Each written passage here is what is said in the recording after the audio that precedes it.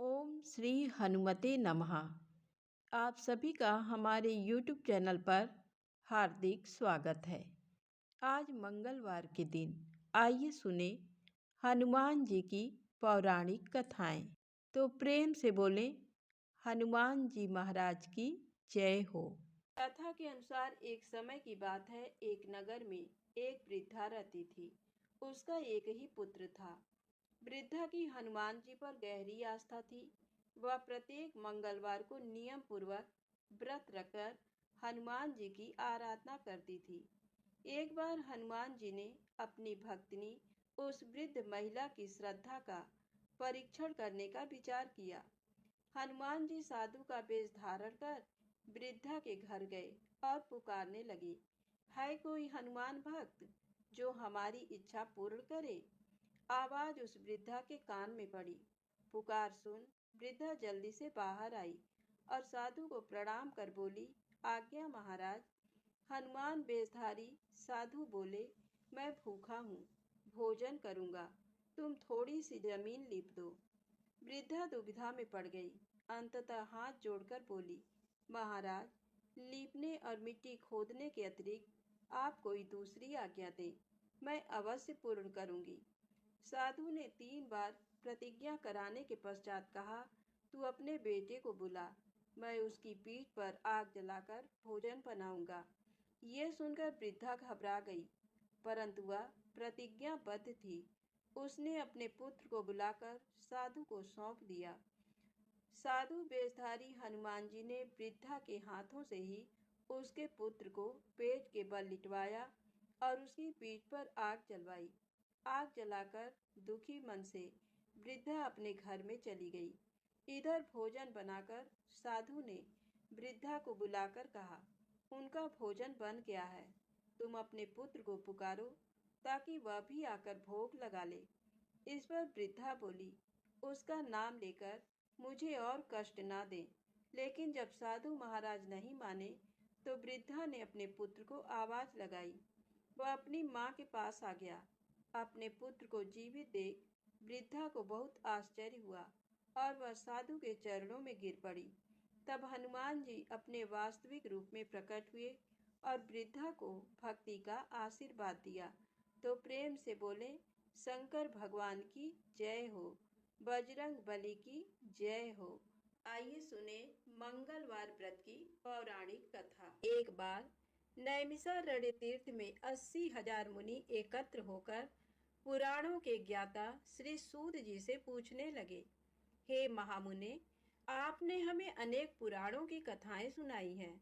अब कृपा करके हमें ऐसा व्रत और कथा बताएं जिसके करने से संतान की प्राप्ति हो तथा मनुष्यों को रोग, शोक, अग्नि, सर्व दुख आदि का भय दूर हो, क्योंकि कलयुग में सभी जीवों की आयु बहुत कम है। फिर इस पर उन्हें रोग चिंता के कष्ट लगे रहेंगे तो फिर वह श्री हरि के चरणों में अपना ध्यान कैसे लगा सकेंगे।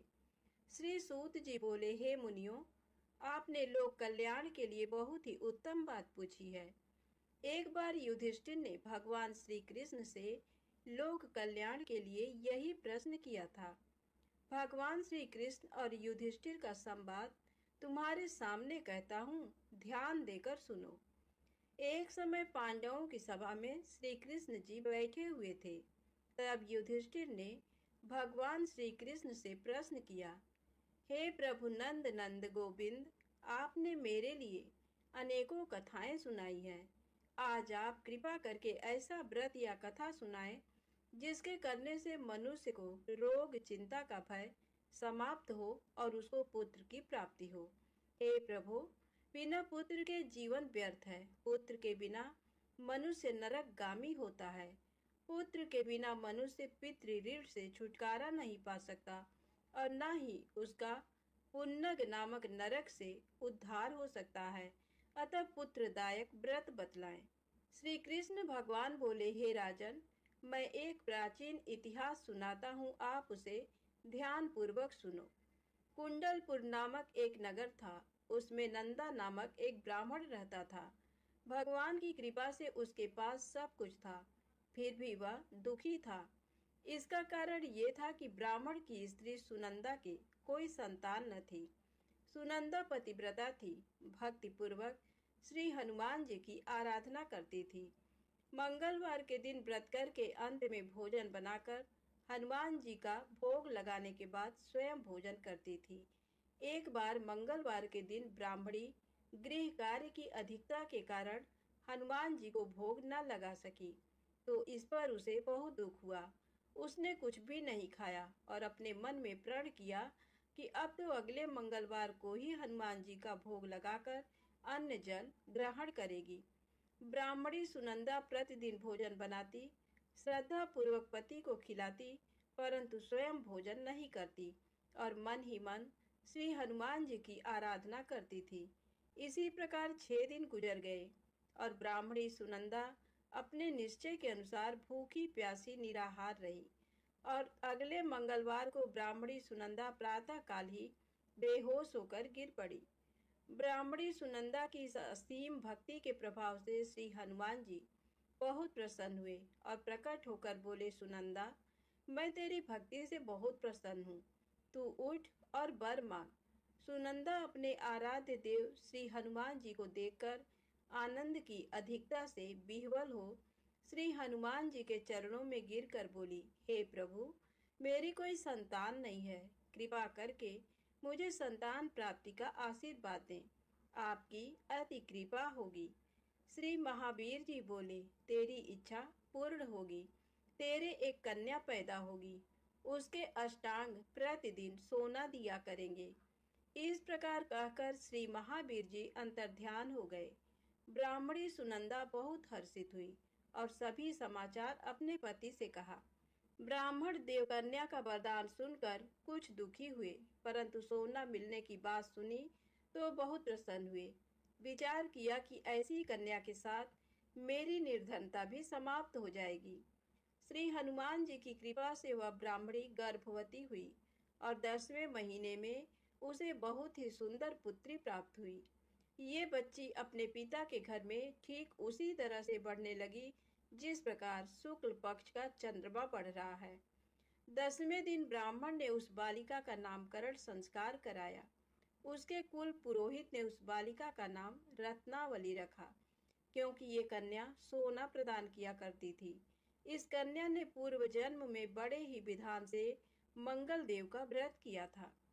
रत्नावली का अष्टांग बहुत सा सोना देता था। उस सोने से नंदा ब्राह्मण बहुत ही धनवान हो गया। अब ब्राह्मणी भी बहुत अभिमान करने लगी थी। समय बीतता रहा। अब रत्नावली 10 वर्ष की हो चुकी थी। एक दिन जब नंदा ब्राह्मण प्रसन्न चित्त था, तब सुनंदा ने अपने पति से कहा, मेरी पुत्री रत्नावली विवाह के योग्य हो गई है, अतः आप कोई सुंदर तथा योग्य वर देखकर इसका विवाह कर दें। ये सुन ब्राह्मण बोला, अभी तो रत्नावली बहुत छोटी है। तब ब्राह्मणी बोली, शास्त्रों की आज्ञा है कि कन्या 8वें वर्ष में गौरी, 9 वर्ष में रोहिणी, 10वें वर्ष में कन्या, इसके पश्चात रसवला हो जाती हैं। गौरी के दान से पाताल लोक की प्राप्ति होती है, रोहिणी के दान से वैकुंठ लोक की प्राप्ति होती है, कन्या के दान से इंद्रलोक में सुखों की प्राप्ति होती है। अगर हे पतिदेव रजस्वला का दान किया जाता है तो घोर नरक की प्राप्ति होती है। इस पर ब्राह्मण बोला, अभी तो रत्नावली मात्र 10 ही वर्ष की है और मैंने तो 16-16 साल की कन्याओं के विवाह कराए हैं, अभी जल्दी क्या है। तब ब्राह्मणी सुनंदा बोली, आपको तो लोभ अधिक हो गया। शास्त्रों में कहा गया है कि माता पिता और बड़ा भाई रजस्वला कन्या को देखते हैं तो वह अवश्य ही नरकगामी होते हैं। तब ब्राह्मण बोला, अच्छी बात है, कल मैं अवश्य ही योग्य वर की तलाश में अपना दूत भेजूंगा। दूसरे दिन ब्राह्मण ने अपने दूत को बुलाया और आज्ञा दी कि जैसी सुंदर मेरी कन्या है वैसा ही सुंदर वर उसके लिए तलाश करो। दूत अपने स्वामी की आज्ञा पाकर निकल पड़ा। पंपई नगर में उसने एक सुंदर लड़के को देखा। ये बालक एक ब्राह्मण परिवार का बहुत गुणवान पुत्र था। इसका नाम सोमेश्वर था। दूत ने इस सुंदर व गुणवान ब्राह्मण पुत्र के बारे में अपने स्वामी को पूर्ण विवरण दिया। ब्राह्मण नंदा को भी सोमेश्वर अच्छा लगा और फिर शुभ मुहूर्त में विधि पूर्वक कन्यादान करके ब्राह्मण ब्राह्मणी संतुष्ट हुए। परंतु ब्राह्मण के मन में लोभ समाया हुआ था। उसने कन्यादान तो कर दिया, पर वह बहुत खिन्न भी था। उसने विचार किया कि रत्नावली तो अब चली जाएगी और मुझे इससे जो सोना मिलता था वह अब नहीं मिलेगा। मेरे पास जो धन था कुछ तो इसके विवाह में खर्च हो गया और जो शेष बचा है वह भी कुछ दिनों पश्चात समाप्त हो जाएगा। मैंने तो इसका विवाह करके बहुत बड़ी भूल कर दी है। अब कोई ऐसा उपाय हो कि रत्नावली मेरे घर में ही बनी रहे, अपनी ससुराल ना जाए।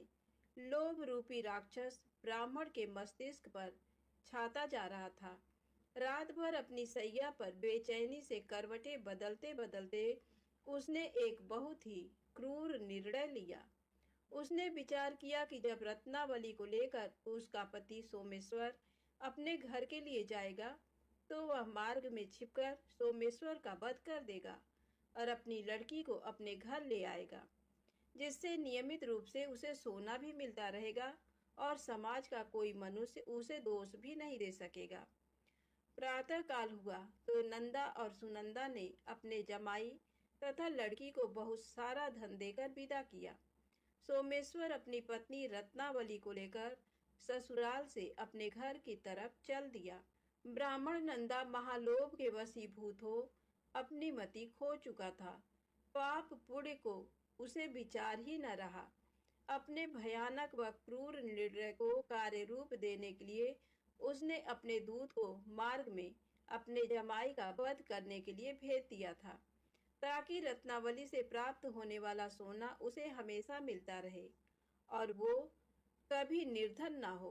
ब्राह्मण के दूत ने अपने स्वामी की आज्ञा का पालन करते हुए उसके जमाई सोमेश्वर का मार्ग में ही वध कर दिया।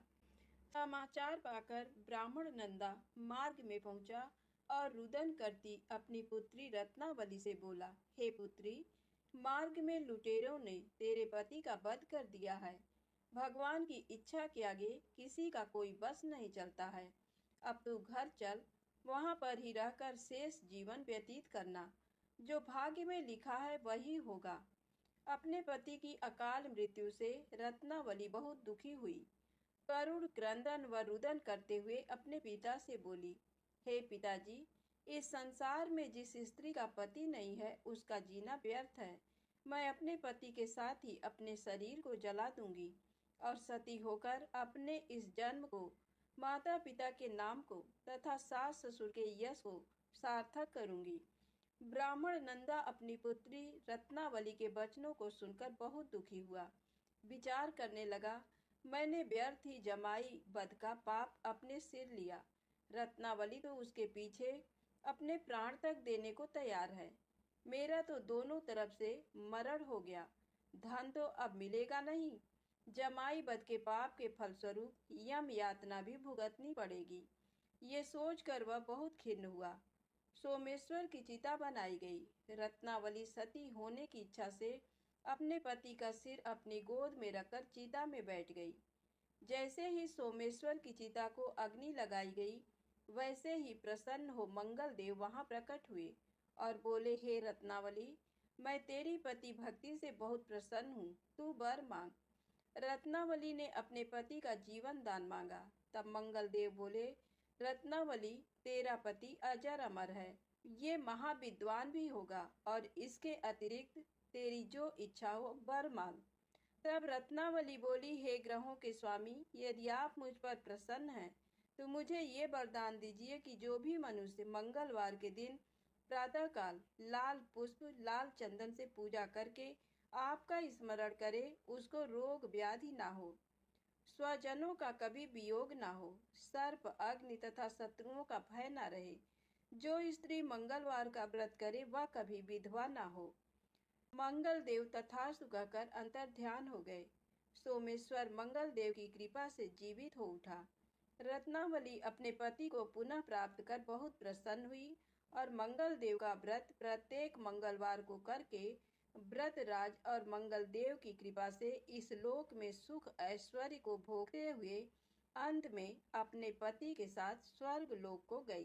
प्रेम से बोले हनुमान जी महाराज की जय हो। आइए सुने राम नाम की महिमा। लंकापति रावण के वध के बाद अयोध्यापति प्रभु श्री राम की कीर्ति दूर दूर तक फैल रही थी और वह मर्यादा पुरुषोत्तम कहलाने लगे। तब एक दिन महादेव शिव की इच्छा भी मर्यादा पुरुषोत्तम श्री राम से मिलने की हुई। पार्वती जी को संग लेकर महादेव कैलाश पर्वत से उतरकर अयोध्या नगरी के रास्ते पर चल पड़े। भगवान शिव और माँ पार्वती को अयोध्या आया देखकर राम जी बहुत खुश हुए। माता जानकी ने उनका उचित आदर सत्कार किया और स्वयं भोजन बनाने के लिए रसोई में चली गई। इस बीच भगवान शिव ने श्री राम जी से पूछा, आपके सेवक हनुमान जी दिखाई नहीं पड़ रहे हैं। श्री राम बोले, वे बगीचे में हैं। शिव जी ने श्री राम जी से बगीचे में जाने की अनुमति मांगी और पार्वती जी का हाथ थामकर बगीचे में आ गए। बगीचे की खूबसूरती देखकर उनका मन मोहित हो गया। आम के एक घने वृक्ष के नीचे हनुमान जी दीन दुनिया से बेखबर गहरी नींद में सोए थे। एक लय में खर्राटों से राम नाम की ध्वनि उठ रही थी। चकित होकर शिवजी और माता पार्वती एक दूसरे की ओर देखने लगे। माता पार्वती मुस्कुरा उठी और वृक्ष की डालियों की ओर इशारा किया। राम नाम सुनकर पेड़ की डालियां भी झूमने लगी थीं और इनके बीच से भी राम नाम उच्चारित हो रहा था। शिव जी इस राम नाम की धुन में मस्त मगन होकर खुद भी राम राम कहकर नाचने लगे। माता पार्वती जी ने भी अपने पति का अनुसरण किया और अपने कोमल पैर थिरकाने लगी। शिव जी और माता पार्वती जी के नृत्य में ऐसी झनकार उठी कि स्वर्ग लोक के देवता गण भी आकर्षित होकर बगीचे में आ गए और राम नाम की धुन में सभी मस्त हो गए। माता जानकी भोजन तैयार करके प्रतीक्षारत थी, परंतु संध्या घिरने तक भी अतिथि नहीं पधारे। तब अपने देवर लक्ष्मण जी को बगीचे में भेजा।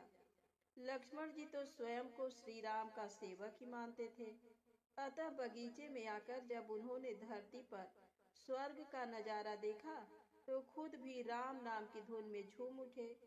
महल में माता जानकी परेशान हो रही थी कि अभी तक भोजन ग्रहण करने कोई भी क्यों नहीं आया। तब उन्होंने श्री राम जी से कहा, भोजन ठंडा हो रहा है, चलिए हम ही जाकर बगीचे में से सभी को ले आए। जब राम जी बगीचे में गए तो वहाँ राम नाम की धूम मची हुई थी। हनुमान जी गहरी नींद में सोए हुए थे और उनके खर्राटों से अभी तक राम नाम निकल रहा था। श्री राम भाव विह्वल हो उठे। राम जी ने हनुमान जी को नींद से जगाया और प्रेम से उनकी तरफ निहारने लगे। हनुमान जी प्रभु को आया देख शीघ्रता से उठ खड़े हुए। नृत्य की समा भंग हो गई। शिव जी खुले कंठ से हनुमान जी की राम भक्ति की सराहना करने लगे। हनुमान जी सकुचाए लेकिन मन ही मन खुश हो रहे थे। श्री सिया राम ने भोजन करने का आग्रह भगवान शिव जी से किया। सभी लोग महल में भोजन करने के लिए चल पड़े। माता जानकी भोजन परोसने लगी। हनुमान जी को भी श्री राम जी ने पंक्ति में बैठने का आदेश दिया।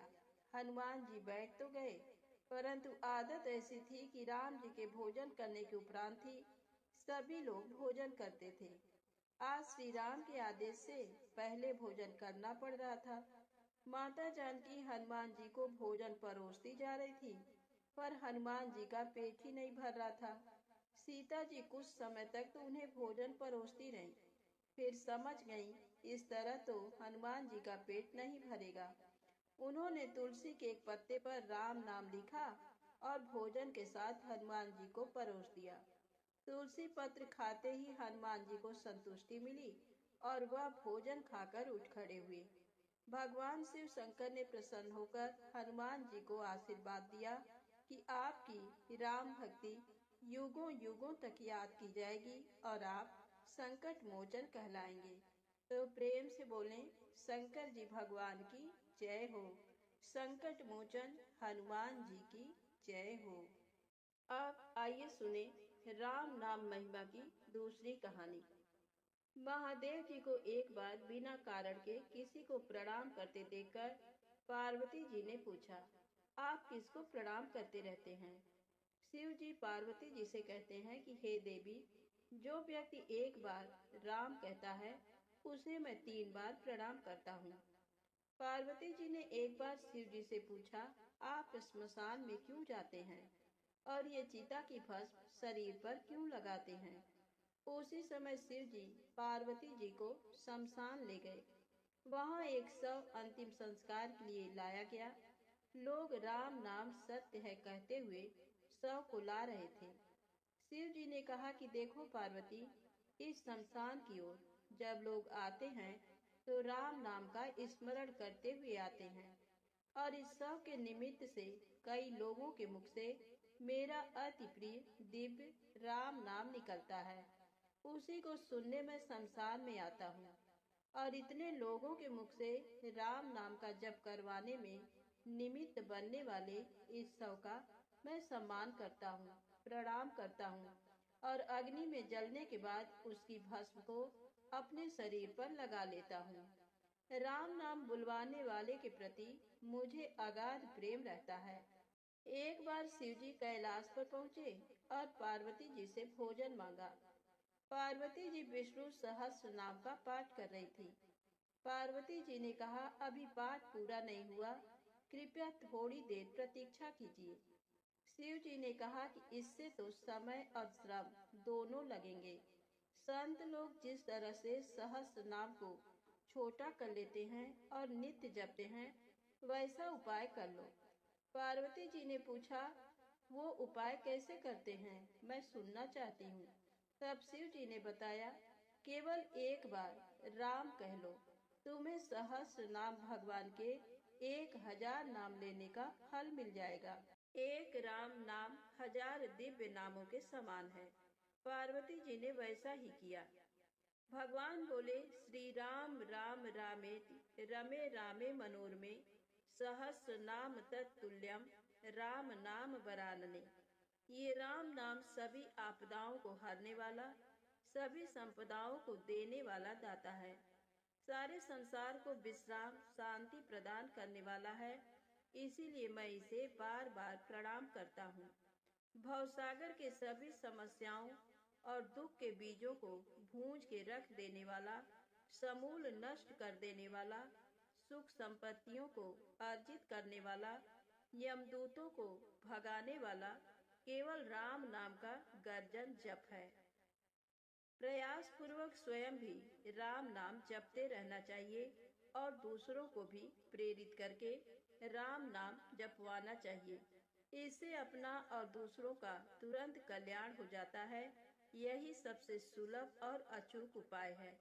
इसीलिए हमारे देश में प्रणाम राम राम कहकर किया जाता है। अब आइए सुने बिल्व वृक्ष की महिमा।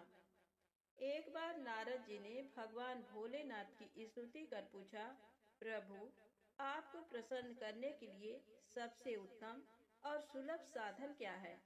हे त्रिलोकीनाथ, आप तो निर्विकार और निष्काम हैं। आप सहज ही प्रसन्न हो जाते हैं। फिर भी मेरी जानने की इच्छा है कि आपको क्या प्रिय है। शिव जी बोले, नारद जी, वैसे तो मुझे भक्त के भाव सबसे प्रिय हैं। फिर भी आपने पूछा है तो बताता हूँ। मुझे जल के साथ साथ बिल्व पत्र बहुत प्रिय हैं। जो अखंड बिल्व पत्र मुझे श्रद्धा से अर्पित करते हैं, मैं उन्हें अपने लोक में स्थान देता हूँ। नारद जी भगवान शंकर और माता पार्वती की वंदना कर अपने लोक को चले गए। उनके जाने के पश्चात पार्वती जी ने शिव जी से पूछा, हे प्रभु, मेरी ये जानने की बड़ी उत्कट इच्छा हो रही है कि आपको बिल्व पत्र इतने प्रिय क्यों हैं। कृपा करके मेरी जिज्ञासा शांत करें। शिव जी बोले, हे शिवे, बिल्व के पत्ते मेरी जटा के समान हैं। उसका त्रिपत्र यानी 3 पत्ते ऋग्वेद, यजुर्वेद और सामवेद हैं। शाखाएं समस्त शास्त्र का स्वरूप हैं। बिल्व वृक्ष को आप पृथ्वी का कल्प वृक्ष समझे, जो ब्रह्मा विष्णु शिव स्वरूप हैं। स्वयं महालक्ष्मी ने शैल पर्वत पर बिल्व वृक्ष रूप में जन्म लिया था। ये सुनकर पार्वती जी कौतूहल में पड़ गईं। उन्होंने पूछा, देवी लक्ष्मी ने आखिर बिल्व वृक्ष का रूप क्यों लिया? आप ये कथा विस्तार से कहें। तब भोलेनाथ ने देवी पार्वती को कथा सुनानी शुरू की। हे देवी, सतयुग में ज्योति रूप में मेरे अंश का रामेश्वर लिंग था। ब्रह्मा आदि देवों ने उसका विधिवत पूजन अर्चन किया था। फलतः मेरे अनुग्रह से वाग देवी सबकी प्रिया हो गई। वे भगवान विष्णु को सतत प्रिय हो गई। मेरे प्रभाव से भगवान केशव के मन में वाग देवी के लिए जितनी प्रीति हुई, वह स्वयं लक्ष्मी को नहीं भाई। अतः लक्ष्मी देवी चिंतित और रुष्ट होकर परम उत्तम श्रीशैल पर्वत पर चली गई। वहां उन्होंने मेरे विग्रह की उग्र तपस्या प्रारंभ कर दी। हे परमेश्वरी, कुछ समय बाद महालक्ष्मी जी ने मेरे विग्रह से थोड़ा ऊर्ध्व में एक वृक्ष का रूप धारण कर लिया और अपने पत्र पुष्प द्वारा निरंतर मेरा पूजन करने लगी। इस तरह उन्होंने कोटि वर्ष तक आराधना की। अंततः उन्हें मेरा अनुग्रह प्राप्त हुआ। महालक्ष्मी ने मांगा कि श्री हरि के हृदय में मेरे प्रभाव से वाग्देवी के लिए जो स्नेह हुआ है वह समाप्त हो जाए। शिव जी बोले, मैंने महालक्ष्मी को समझाया कि श्री हरि के हृदय में आपके अतिरिक्त किसी और के लिए कोई प्रेम नहीं है। वाग्देवी के प्रति तो उनकी श्रद्धा है। ये सुनकर श्री लक्ष्मी जी प्रसन्न हो गईं और पुनः श्री विष्णु के हृदय में स्थित होकर निरंतर उनके साथ विहार करने लगी। हे पार्वती, महालक्ष्मी के हृदय का एक बड़ा विकार इस प्रकार दूर हुआ था। इस कारण हरि प्रिया उसी वृक्ष रूप में सर्वदा अतिशय भक्ति से भरकर यत्न पूर्वक मेरी पूजा करने लगी। बिल्व इस कारण मुझे बहुत प्रिय है और मैं बिल्व वृक्ष का आश्रय लेकर रहता हूँ। बिल्व वृक्ष को सदा सर्व तीर्थमय एवं सर्व देवमय मानना चाहिए, इसमें तनिक भी संदेह नहीं है। बिल्व पत्र, बिल्व फूल, बिल्व वृक्ष अथवा बिल्व काष्ठ के चंदन से जो मेरा पूजन करता है वह भक्त मेरा प्रिय है। बिल्व वृक्ष को शिव के समान ही समझो, वह मेरा शरीर है। जो बिल्व पर चंदन से मेरा नाम अंकित करके मुझे अर्पण करता है, मैं उसे सभी पापों से मुक्त करके अपने लोक में स्थान देता हूँ। उस व्यक्ति को स्वयं लक्ष्मी जी भी नमस्कार करती हैं। जो बिल्व मूल में प्राण छोड़ता है उसको रुद्र देह प्राप्त होता है। तो प्रेम से बोले, विष्णु भगवान माता लक्ष्मी की जय हो। शंकर भगवान माँ गौरी माता की जय हो। अब आइए सुने मंगलवार को सुनी जाने वाली मंगला गौरी माता की पौराणिक कथा। कुरु देश में श्रुतकीर्ति नामक एक विद्वान, कीर्तिशाली, शत्रुओं का नाश करने वाला, 64 कलाओं का ज्ञाता तथा धनुर्विद्या में कुशल राजा हुआ था। पुत्र के अतिरिक्त अन्य सभी शुभ चीजें उस राजा के पास थी। अतः वह राजा संतान के विषय में अत्यंत चिंतित हुआ और जब ध्यान पूर्वक देवी की आराधना करने लगा, तब उसकी कठोर तपस्या से देवी प्रसन्न हो गईं और उससे ये वचन बोली, हे सुब्रत, वर मांगो। श्रुतकीर्ति बोला, हे देवी, यदि आप मुझ पर प्रसन्न हैं तो मुझे सुंदर पुत्र दीजिए। हे देवी, आपकी कृपा से अन्य किसी भी वस्तु का अभाव नहीं है। उसका ये वचन सुनकर पवित्र मुस्कान वाली देवी ने कहा, हे राजन, तुमने अत्यंत दुर्लभ वर मांगा है, फिर भी कृपावश मैं तुम्हें अवश्य दूंगी। किंतु हे राजेंद्र, सुनिए, यदि परम गुणी पुत्र चाहते हो तो वह केवल 16 वर्ष तक जीवित रहेगा, और यदि रूप तथा विद्या से विहीन पुत्र चाहते हो तो दीर्घजीवी होगा। देवी का ये वचन सुनकर राजा चिंतित हो उठा और पुनः अपनी पत्नी से परामर्श करके उसने गुणवान तथा सभी शुभ लक्षणों से संपन्न 16 वर्ष की आयु वाला पुत्र मांगा। तब देवी ने भक्ति संपन्न राजा से कहा, हे नृपनंदन, मेरे मंदिर के द्वार पर आम का वृक्ष है, उसका एक फल लाकर मेरी आज्ञा से अपनी भार्या को उसे भक्षण करने हेतु प्रदान करो, जिससे वह शीघ्र ही गर्भ धारण करेगी, इसमें संदेह नहीं है। प्रसन्न होकर राजा ने वैसा ही किया और उसकी पत्नी ने गर्भ धारण कर लिया। 10वें महीने में उसने देव तुल्य सुंदर पुत्र को जन्म दिया। तब हर्ष तथा शोक से युक्त राजा ने बालक का जात कर्म आदि संस्कार किया और शिव का स्मरण करते हुए उसका नाम चिरायु रखा। इसके बाद पुत्र के 16 वर्ष के होने पर पत्नी सहित राजा चिंता में पड़ गए और वे विचार करने लगे कि ये पुत्र बड़े कष्ट से प्राप्त हुआ है और मैं इसकी दुखद मृत्यु अपने ही सामने कैसे देख सकूंगा। ऐसा विचार करके राजा ने पुत्र को उसके मामा के साथ काशी भेज दिया। प्रस्थान के समय राजा की पत्नी ने अपने भाई से कहा कि कार्पटिक का वेश धारण करके आप मेरे पुत्र को काशी ले जाइए। मैंने भगवान मृत्युंजय से पूर्व में पुत्र के लिए प्रार्थना की थी और कहा था कि हे विश्वेश, आप जगतपति की यात्रा के लिए मैं उस पुत्र को अवश्य भेजूंगी। अतः आप मेरे पुत्र को आज ही ले जाइए और सावधानी पूर्वक इसकी रक्षा कीजिएगा। अपनी बहन की ये बात सुनकर भांजे के साथ वो चल पड़ा। कई दिनों तक चलते चलते वह आनंद नामक नगर में पहुंचा। वहां सभी प्रकार की समृद्धियों से संपन्न वीरसेन नाम वाला राजा रहता था। उस राजा की एक सर्वलक्षण संपन्न युवावस्था प्राप्त मनोहर तथा रूप लावण्यमयी मंगला गौरी नामक कन्या थी। सभी उपमानों को तुच्छ करके सौंदर्य अभिवृद्धि को प्राप्त वह कन्या किसी समय सखियों के साथ नगर के उपवन में क्रीड़ा करने के लिए गई हुई थी। उसी समय वह चिरायु तथा उसका मामा वे दोनों भी वहां पहुंच गए और उन कन्याओं को देखने की लालसा से वहीं विश्राम करने लगे। इसी बीच विनोद पूर्वक क्रीड़ा करती हुई उन कन्याओं में से किसी एक ने कुपित होकर राजकुमारी को राणा ये कुवचन कह दिया। तब उस अशुभ वचन को सुनकर राजकुमारी ने कहा, तुम अनुचित बात क्यों बोल रही हो? मेरे कुल में तो इस प्रकार की कोई नहीं है।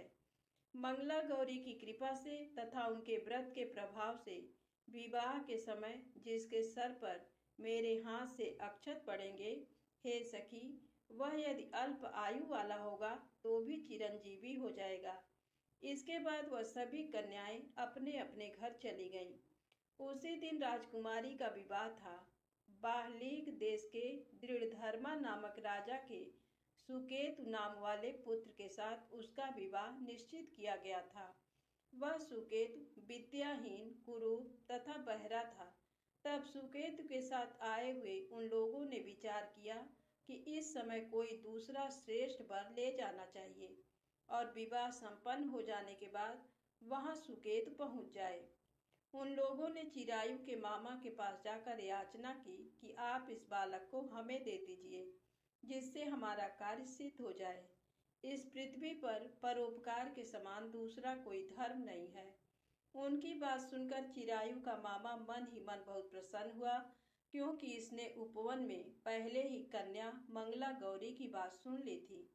फिर भी उसने एक बार कहा कि आप लोग इसे किस लिए मांग रहे हैं?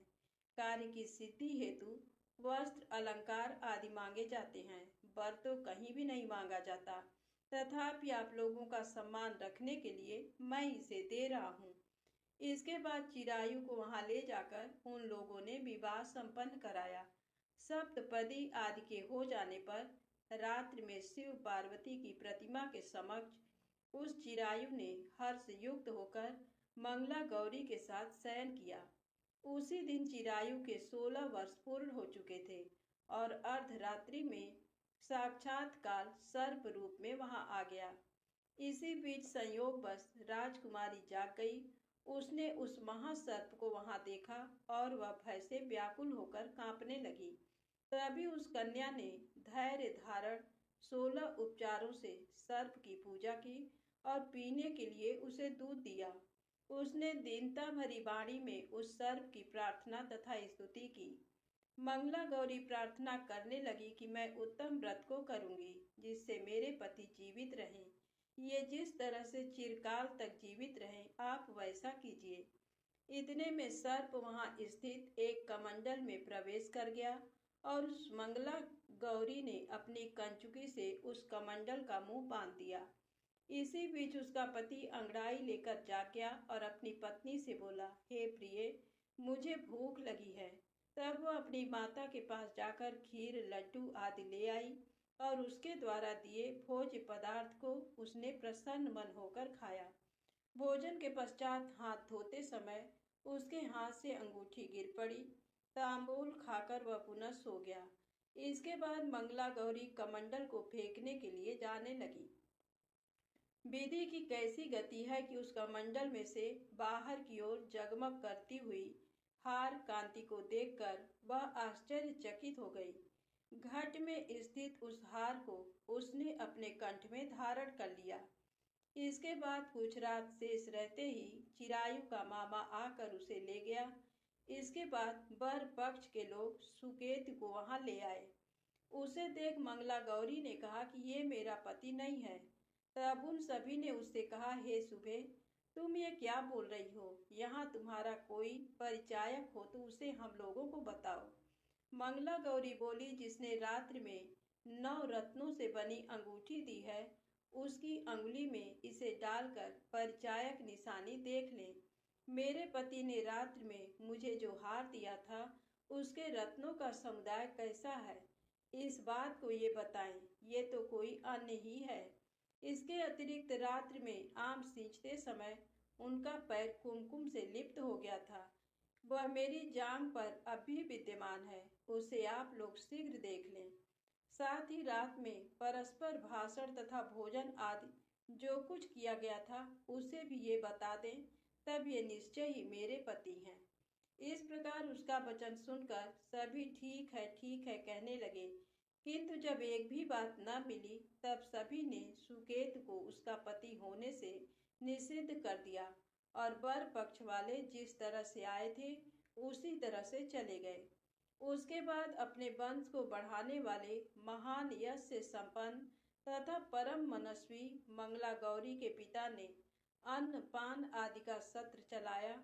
उन्होंने वर पक्ष का वृत्तांत कानो कान सुन लिया कि स्वरूप से कुरूप होने के कारण लोगों के द्वारा किसी अन्य को वर के रूप में आदर पूर्वक लाया गया था। तब उन्होंने अपनी कन्या को पर्दे के भीतर बिठा दिया।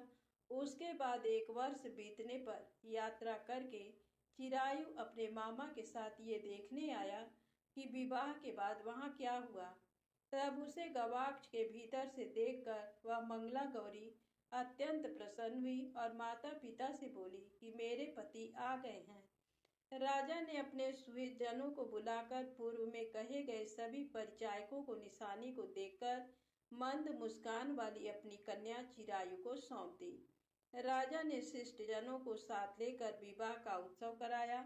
इसके बाद राजा वीरसेन ने वस्त्र आभूषण आदि सेना, घोड़े, रथ और अन्य भी बहुत सी सामग्रियां देकर उन्हें विदा किया। उसके बाद कुल को आनंदित करने वाला वह चिरायु पत्नी तथा मामा को साथ लेकर सेना के साथ अपने नगर पहुंचा।